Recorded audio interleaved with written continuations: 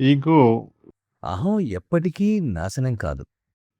it is refined to a large extent, and later on it becomes, instead of identifying myself, ఇది శుద్ధీకరింపబడుతూ ఉంటుంది.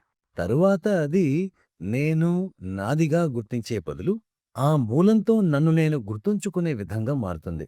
అందుకే బాబూజీ నేను అని ఆయన అన్నప్పుడు తనను నేను అని చెప్తున్నానో లేదో నాకు తెలియదు. లేదా నేను లాలాజీని సూచిస్తూ చెప్తున్నానా లేదా నేను భగవంతుణ్ణి సూచిస్తూ చెప్తున్నానా తెలియదు అని అనేవారు.